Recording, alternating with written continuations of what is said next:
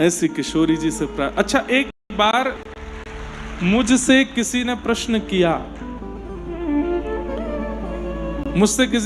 किया, बोले महाराज जी आप कथा में ऐसा क्यों कहते हैं कि ठाकुर जी से प्रेम करो। मैंने कहा क्यों ना कहूं। बोले प्रेम जब हमें संसार में मिल रहा है, माँ से मिल रहा है, पिता से मिल रहा है, पत्नी से मिल रहा है, बच्चों से मिल रहा है, पति से मिल रहा है, मित्र से मिल रहा है, संबंधियों से मिल रहा है, तो फिर वही प्रेम ठाकुर जी से क्यों चाहिए। वास्तविकता में इस मानव शरीर को जो जो भावनाओं की इच्छा संसार में है वो संसार दे ही नहीं सकता। संसार जो कुछ भी देता है उसमें एक स्वार्थ की गंध होती है। ऐसे तो मैं भी माता पिता के साथ हूं, मैं भी पत्नी के साथ हूं, मैं भी अपनी बहनों के साथ हूं, मेरा भी एक परिवार है। लेकिन ठाकुर जी से जो प्रीति का रस प्राप्त होता है उस रस के आगे सब फीके लगते हैं। इस संसार में वो रस है ही नहीं, वो भाव है ही नहीं, वो स्थिरता, वो दृढ़ता, वो एक ठौर जिसके बाद आपको कुछ नहीं चाहिए, आपकी भाग दौड़ खत्म हो जाए, वो संसार दे ही नहीं पाएगा। वो तो किशोरी जी देती, वो तो ठाकुर जी देते। संत श्री तुकाराम जी महाराज क्यों इतने प्रसन्न रहते। विपरीत पत्नी प्राप्त होने के बाद भी प्रसन्नता का कारण क्या था? क्योंकि प्रेम की अपेक्षा पत्नी से थी ही नहीं। विठोबा दे रहे हैं ना, मेरे विठ्ठल दे रहे हैं, उसके आगे संसार का प्रेम प्रीति नहीं चाहिए।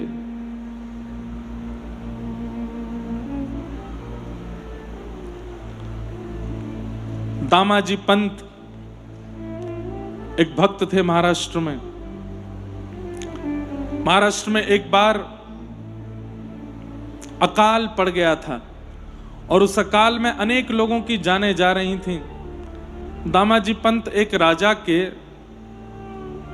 सूबेदार थे, तो एक नगर का जितना भी टैक्स आता था व्यापारियों का, लोगों का, वो सब एक नगर के एक व्यक्ति के पास आता है। ऐसे अनेक नगरों के व्यक्ति इकट्ठा करके राजा को देते। तो एक नगर के सूबेदार थे।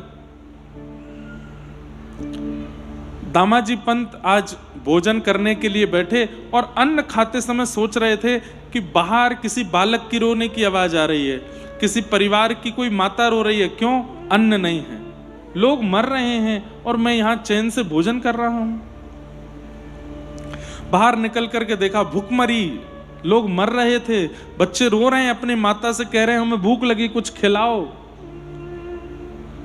कई बच्चे तो मिट्टी खा रहे थे, भूख सहन नहीं कर पाए तो मिट्टियां खा रहे थे।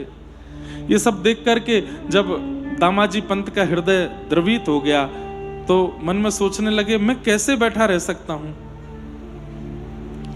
और राजा को देने वाला जो कर था, मतलब साल भर में सब व्यापारियों से जितना टैक्स इकट्ठा करते राजा को देना था, वो सब राजा को ना दे करके भंडार खोल दिया और उसका अन्न सामग्री खरीद करके और राजा के तहखाने की जो अन्न सामग्री थी सब खोल करके लोगों में बंटवा दिया बिना राजा से पूछे।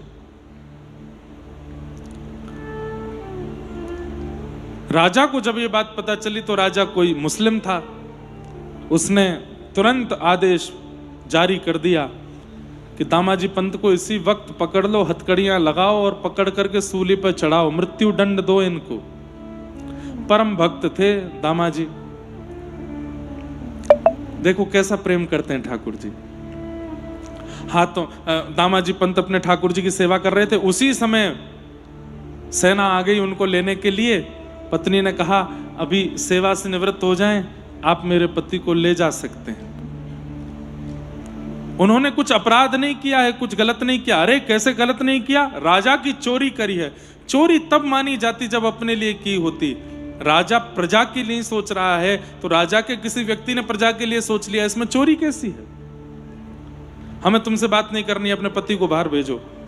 दामाजी पंत आए, दोनों हाथों में हथकड़ियां, पैरों में बेड़ियां और लगे कोड़ों से मारने। बोले चलो तुम्हें सूली पर चढ़ाना है, आज्ञा हुई है।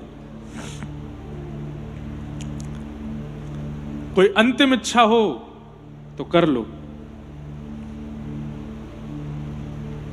दामाजी पंत बोले एक बार विठोबा का दर्शन करना है, बस उनको एक बार देख लूं, नेत्रों से निहार लूं, अपने चित्त में बसा लूं, अपने आराध्य की थोड़ी आराधना कर लूं, फिर मेरे प्राण ले लीजिएगा।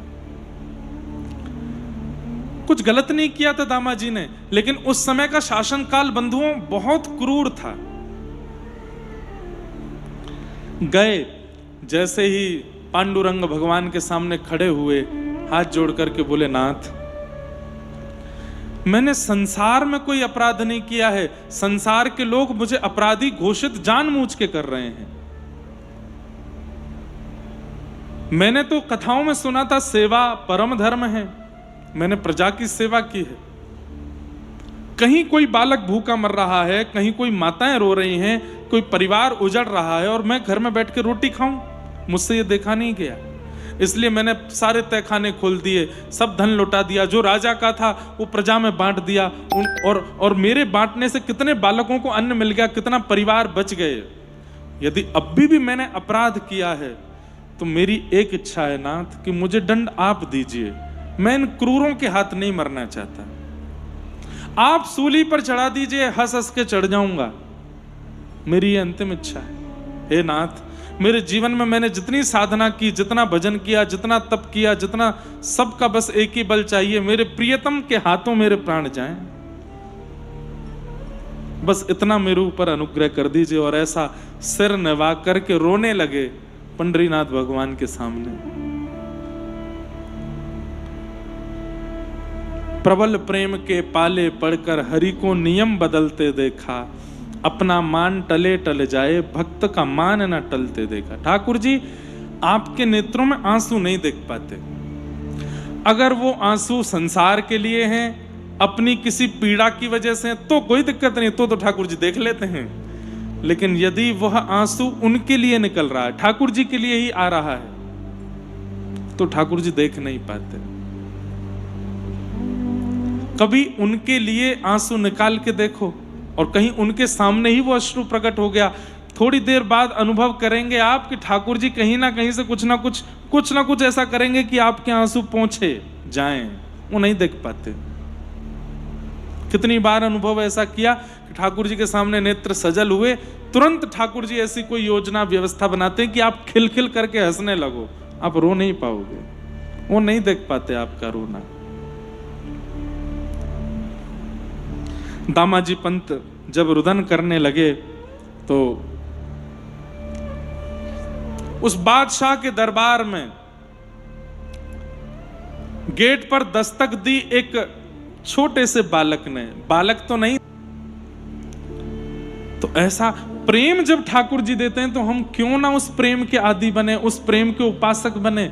इसलिए हम कहते हैं कथा में, प्रेम करो ठाकुर जी से, प्रेम करो श्री जी से, प्रेम करो विठोबा से। क्योंकि इस संसार के लोगों से जो प्रेम मिलेगा वो कुछ दिन बाद फीका लगने लगेगा, और उस व्यक्ति का स्वार्थ है ये भी आपको पता चल जाएगा। लेकिन ठाकुर जी निस्वार्थ प्रेम करते हैं, और वो प्रेम भी ऐसा रहता है कि सदा आपको प्रिय लगता रहता है। प्रेम ठाकुर जी से करो। आज कथा में कृपा करके परम पूजनीय भागवताचार्य श्री कृष्ण कृपांकित विकासानंद जी महाराज मिसाल संत पंढरी अहिल्यानगर से पधारे हैं। ऐसे पूज्य महाराज जी आज पधारे हैं। आपको बहुत बहुत प्रणाम, बहुत बहुत वंदन, बहुत बहुत स्वागत। समझा दिया परीक्षित को सुखदेव जी ने कि प्रश्न तुम्हारे लिए उचित नहीं है कि मुक्ति का उपाय क्या है।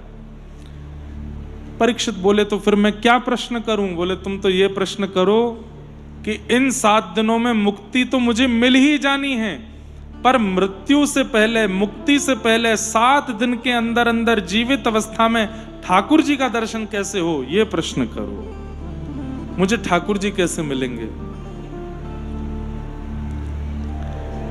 जैसे अंधे को मिल जाए ज्योति, निर्धन को मिले हीरे मोती, ऐसे पतझड़ में फूल खिल गया, मेरा सांवरा मुझे मिल गया, ओ मेरा सांवरा मुझे मिल गया। ओ जैसे अंधे को मिल जाए ज्योति, निर्धन को मिले हीरे मोती। हो जैसे पतझड़ में फूल खिल गया, मेरा सांवरा मुझे मिल गया, मिल गया मेरा सांवरा मुझे। ये बताओ। और जैसे ही परीक्षित जी ने ये प्रश्न किया है कि महाराज समीचीनन वचो ब्रह्मन सर्वज्ञस्य त्वानघ तमो विशीर्यते मह्यम हरेह कथयतः कथाम। अब मुझे ये इच्छा नहीं है कि मेरी मुक्ति कैसे होगी, कृपा करके केवल इतना बता दीजिए कि ठाकुर जी कैसे मिलेंगे, वो प्रियतम कैसे मिलेंगे, वो श्याम सुंदर कैसे मिलेंगे, मैं ऐसा क्या निर्माण करूं, कैसा व्यवहार करूं, कैसा विचार करूं, कैसा कर्म करूं जिससे वो मुझे मिले, कृपा कर बताओ। तब परीक्षित जी महाराज ने, तब सुखदेव जी महाराज ने परीक्षित को भागवत की कथा सुनाना प्रारंभ किया और कहा जो जो मैं कहता जा रहा हूं, जो जो प्रसंग भाव सुनाता जा रहा हूं, परीक्षित तुरंत उनको चित्त में धारण करते जाना। 7 दिन के अंदर तुमको ठाकुर जी का अनुभव होगा। आज भी योग्यता है भागवत में भगवत दर्शन कराने की, पर व्यक्ति इस संकल्प से बैठे तो सही कि मुझे दर्शन करना है। आज भी दर्शन होता है। वृंदावन में एक संत थे, उनका नाम था श्यामानंद। क्या नाम था?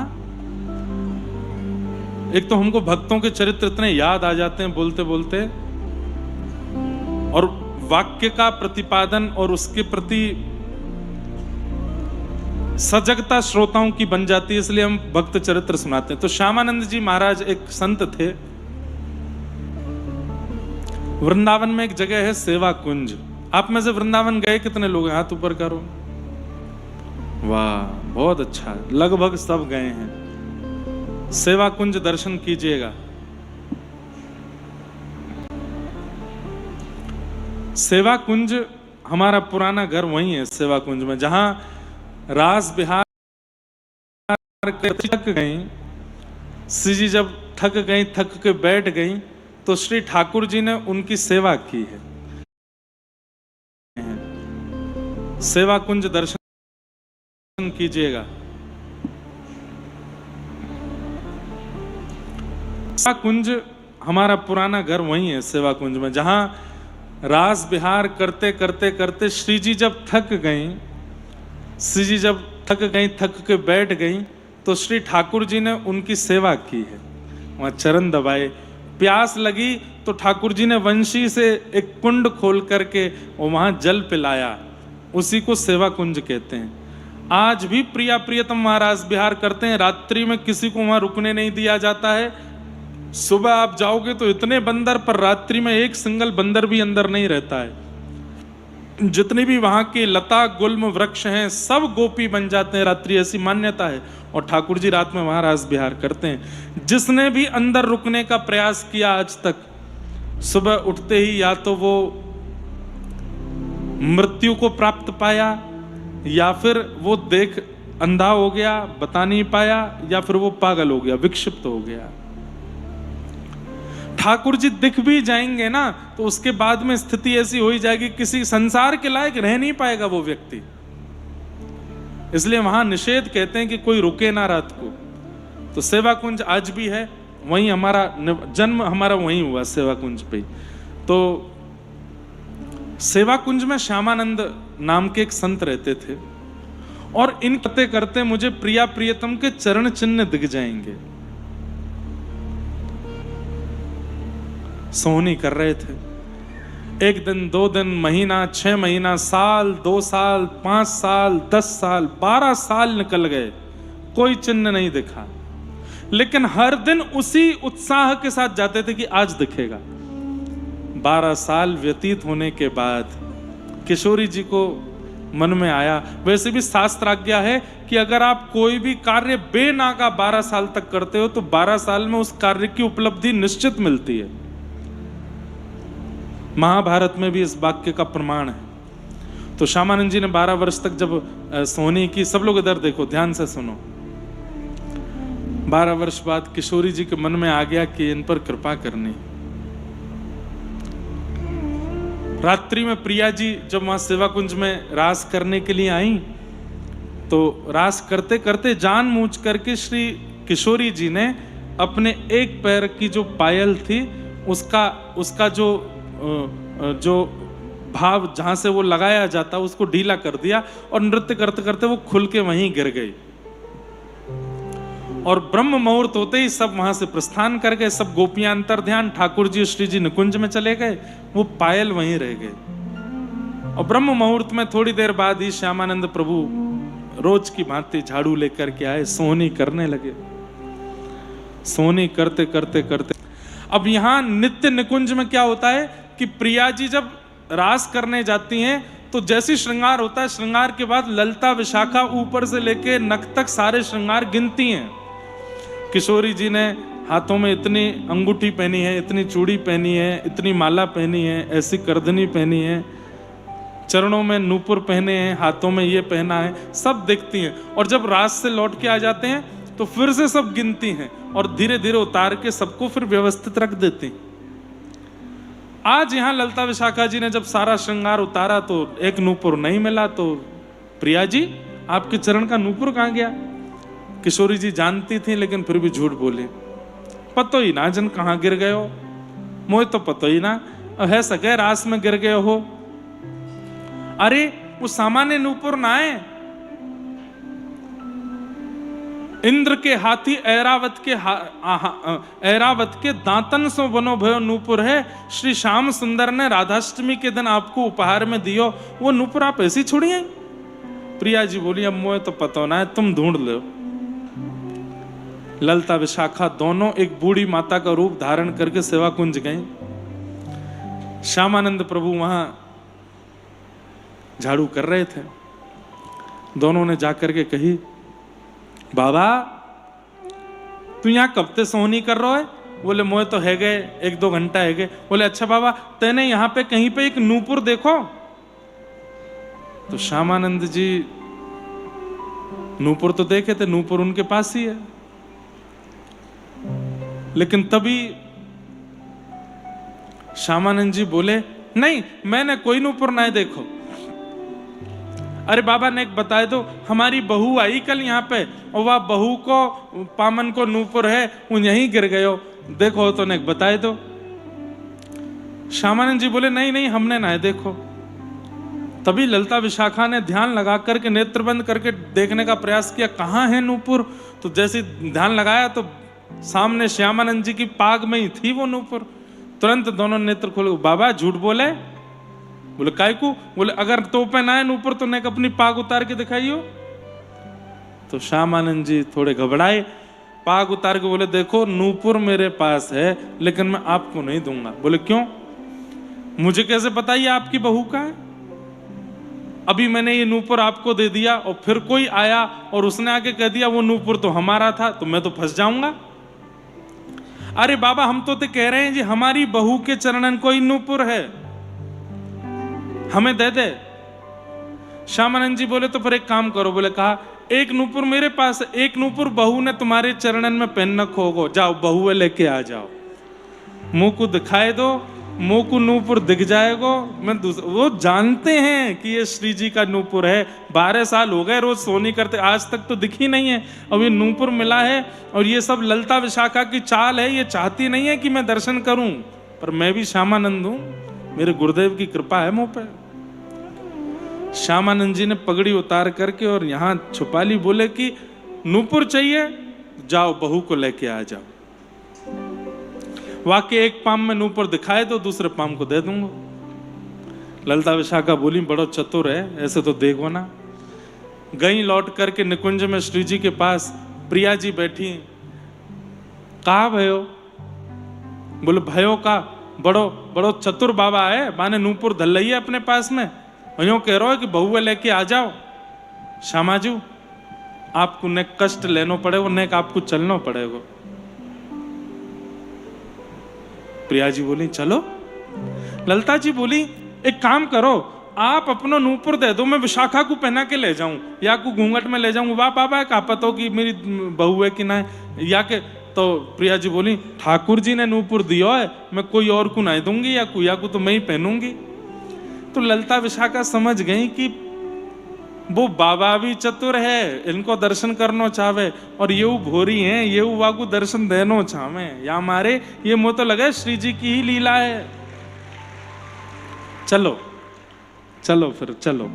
ललिता विशाखा लेकर के गई। प्रिया जी घूंघट में है, सामने श्यामानंद जी बैठे हैं, दो बूढ़ी सखियां आ रही हैं, और जैसे दोनों के बीच में तप्त कांचन गौरांगी, आहा श्री राधे वृंदावनेश्वरी, जैसे ही रूप माधुरी का दर्शन किया रोने लगे, गिर पड़े, और अपने नेत्र जल से व्रज के रज में मानो जैसे कोई सूखा रेगिस्तान हो और उसमें जल का संचार हो जाए, ऐसी सेवा कुंज की भूमि हो गई। इतना रुदन, इतने नेत्रों से अश्रु के पनारे छूट पड़े श्री जी को देख के, हाथ पैर कंपायमान हो गए। दोनों वृद्धा आके बोली, बाबा तू रोकाई को रो, देख हमारी बहू आए गई, और देख ले या के पाम में नूपुर बंधो भयो है, अब दूसरे पाम को नूपुर दे दे। श्यामानंद जी आंसू पहुंच के बोले, मेरी आंख कमजोर है, दूर से दिखाई नहीं दे रहा, पास आओ। श्री जी पास चली गई। अब ललिता विशाखा पकड़े खड़ी हैं, ज्यादा पास मत जाइयो, अनेक जान दो। थोड़ी और पास गई तो जब बिल्कुल सन्मुख आ गई, चरण देख लिए और बोले, आपको अगर कोई दिक्कत ना हो, देखो मैं तो भैया ब्रज को सेवक हूं, ये ब्रजवासी बहू है, मैं अपने हाथ ते चरणन में पहनाए दूं। ललिता विशाखा मना करती, तब तक तो श्री जी ने पैर धर दिया उनके गोद में, बोले पहनाओ। ललिता विशाखा बोले, सब इन्हीं की चाल है, यही कृपा करना चाह रही हैं। श्यामानंद जी ने अपने हाथ से नूपुर पहनायो, और नूपुर पहना करके दोनों चरण ऐसे पकड़ लिए, रोने लगे, बोले अब नाटक मत करो, अरे बहू मैं जानू कौन की बहू हो, आप साक्षात नंदरानी यशोदा की बहू श्री किशोरी राधा रानी है, और ये दोनों बूढ़ी जो इतनी देर तक नाटक कर रही हैं जरूर ललिता विशाखा हैं। इतने में ही तीनों अपने रूप में प्रकट है गए, और श्री श्यामानंद जी चरण पकड़ के रोने लगे, हे श्री जी अब कृपा करो, अब अनुग्रह करो, अब ले चलो अपने संग में। किशोरी जी बोली, नहीं बाबा, अभी आपको बहुतन को उद्धार करनो है, यहाँ रह के भक्ति प्रेम को बहुत प्रचार करनो है, अपनों कछु प्रसाद मुंह को दे जाओ। तो किशोरी जी ने वही नूपुर उतार के उनके माथे के ऊपर धर स्पर्श कराया, तो नूपुर की आकृति में तिलक बन गया उनके माथे पे, और श्री जी वहां से प्रस्थान कर गए। वो लौट करके गए, तब उनके गुरु ने जब उनके माथे पर संप्रदाय के अलावा कोई और तिलक देखा तो बड़े गुस्सा हुए, बोले ये कैसा तिलक लगाया, धो के आओ इसको। उन्होंने बताना चाहा कि ये किशोरी जी ने लगाया, तो बोले अच्छा इतना बड़ा भगत बन गया, किशोरी जी लगा के जाएंगी, चल धो के आ इसको। उन्होंने खूब धोया, लेकिन वो तिलक नहीं मिटा। गुरुदेव ने भी हाथ में पत्थर लेकर के रगड़ा, लेकिन वो तिलक नहीं गया। किशोरी जी ने दिया है। तब किशोरी जी से प्रार्थना की श्यामानंद जी ने, तो किशोरी जी ने भगवान के सखा में से सुबल को भेजा। अभी की घटना है, 300 वर्ष पहले की। सुबल को भेजा कि जाओ जाकर के तुम आज्ञा दे करके आओ कि हमारी छाप है। तब सुबल नाम के सखा ने आके आकाशवाणी करके बताया कि अरे गुरुदेव, श्यामानंद पर क्रोध मत करो, ये उसकी भक्ति का प्रताप है, उसके माथे पर जो तिलक है वो श्री जी ने अपने नूपुर से बनाया है, और ये किशोरी जी की कृपा है उनके ऊपर।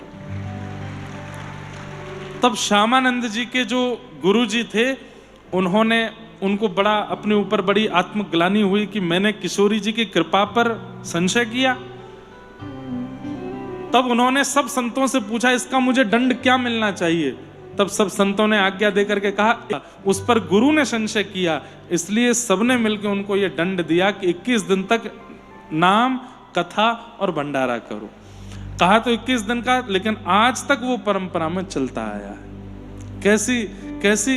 कैसा प्रेम देती हैं किशोरी जी, कैसा प्रेम देते हैं ठाकुर जी, कैसा प्रेम देते हैं विठोबा। ऐसा प्रेम संसार में दे पाएगा कोई नहीं दे सकता। और उनके प्रेम की एक खास बात है कि वो प्राप्त होने के बाद फिर व्यक्ति की और कहीं से कुछ पाने की इच्छा नहीं रहती। वो परम तृप्ति का अनुभव करता है कि अब मुझे सब मिल गया हो माने, ऐसा लगने लगता है। सुखदेव जी महाराज परीक्षित को कहते हैं कि तुम भक्ति की याचना करो। परीक्षित जी महाराज कहते हैं मुझे 7 दिन में कैसे ठाकुर जी मिलेंगे, कृपा कर बताओ। तब सुखदेव जी महाराज ने कथा सुनाना प्रारंभ किया। अब कथा के क्रम में जो जो प्रसंग हैं तो बहुत विस्तृत, सबको हम प्रणाम करते करते नंदोत्सव की ओर चलेंगे। आगे सृष्टि का प्रसंग सुनाया गया, जहां स्वयंभू मनु शत्रुपा के 2 पुत्र 3 पुत्री हुई, आकुति देवहूति प्रसूति, 2 पुत्र हुए प्रियव्रत उत्तानपाद, जिनमें देवहूति माता का विवाह कर्दम ऋषि के साथ हुआ और इनके घर भगवान कपिल रूप में प्रकट हुए। बोलो कपिल भगवान की। तत्पश्चात ध्रुव चरित्र की कथा आई। उत्तानपाद राजा के पुत्र ध्रुव जी, जिन्होंने 5 वर्ष की अवस्था में भगवान का दर्शन किया, ऐसे ध्रुव जी का प्रसंग आया, उन्हें प्रणाम करते हैं। ये सब प्रसंग बहुत विस्तृत से सुनाने के हैं, लेकिन हमें जल्दी जल्दी नंदोत्सव करना है, इसलिए हम प्रसंगों को प्रणाम करते हैं। यथा उचित जब अवसर मिलता है तो कथाओं में कहीं कहीं किसी प्रसंग का विस्तार कर देते हैं। नासिक दत्त धाम में जो 2 साल पहले 1 महीने की कथा हुई थी, उसमें प्रहलाद चरित्र तक का प्रसंग हो गया था, और उसके आगे का रह गया है। अभी 19 तारीख से 15 दिन की कथा है वहां पर नासिक में। अगर महाराज जी आज्ञा करेंगे तो प्रहलाद चरित्र से आगे की कथा वहां होगी, नहीं तो स्वच्छंद वृंदावन रस के ऊपर वहां 15 दिन की चर्चा चलेगी। आप में से जो भी आ सकें, 18 को यहाँ कथा विश्राम करके 19 से नासिक दत्त धाम में रहेंगे। वहाँ के नियम हैं, जितने भी भाई लोग आएंगे पहननी है, और एक नियम धारण करके ही वहाँ रह के कथा सुननी है। नाम जप करो, सूर्य उदय से सूर्यास्त तक मौन रहो, किसी का स्पर्श मत करो, सोहनी करो, गायों की सेवा करो, संतों की सेवा करो, 3 बार गोदावरी स्नान, सुबह दोपहर शाम को। आप अनुभव करेंगे, मैंने तो बहुत सुंदर अनुभव किया, वो बताने का विषय नहीं। 1 महीना वहां पर हमने अनुष्ठान किया था, उसी अनुष्ठान की कृपा है हमारे ऊपर। मैंने ऐसा अनुभव गोदावरी जी के तट पर किया।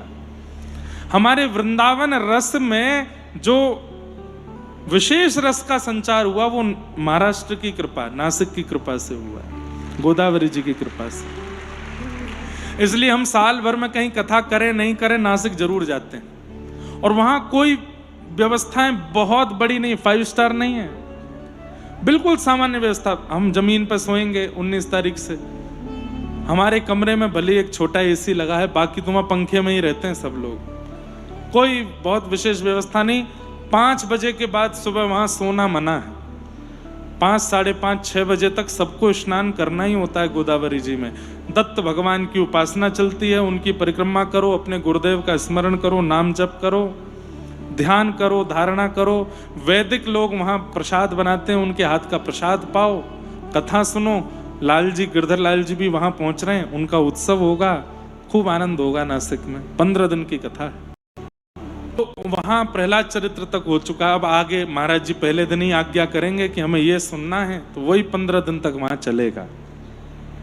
जो आ सकें वो आइएगा, जो नहीं आ सकें वो लाइव सुनिएगा। तो इस प्रकार कपिल भगवान के पश्चात ध्रुव जी के वंश की कथा सुनाई गई।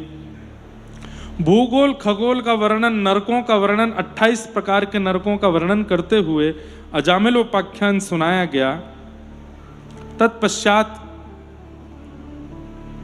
नारायण कवच की रचना हुई, जहां पर देवताओं पर भारी संकट आया, तब उनके गुरु उन्होंने नारायण कवच का निर्माण करके देवताओं को प्रदान किया।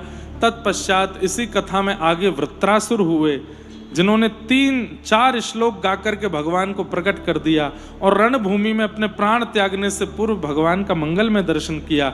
और सबसे बड़ी बात ये, असुर थे वृत्रासुर, असुर होते हुए भक्ति प्रकट करके भगवान का मंगल में अनुभव किया।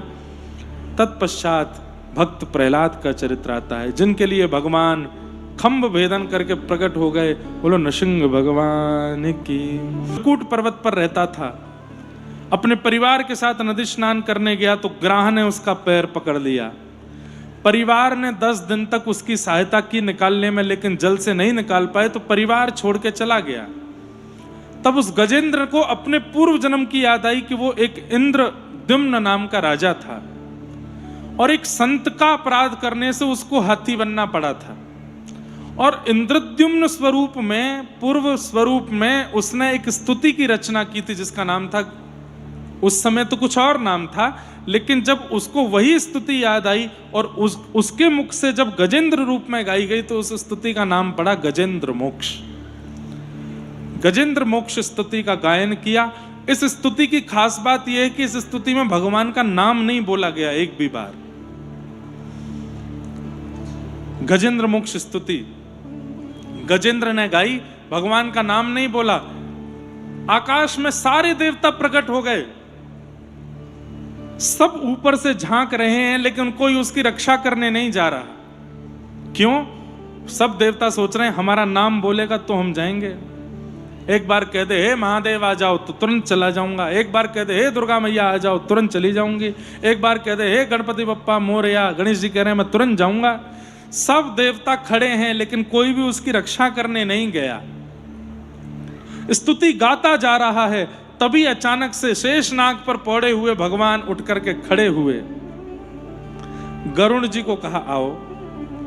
सब देवता बोले नाथ मत जाइए, अभी नाम तो लिया ही नहीं उसने। एक बार भी नहीं कहा कि शंख चक्र गदा पद्मधारी मेरी रक्षा करने आइए, एक बार भी नहीं कहा हे सारंग पाणी भगवान मेरी रक्षा करने आइए, वैकुंठ नाथ पति मेरी रक्षा करने आइए, अभी रुक जाइए, एक बार बोलने तो दीजिए।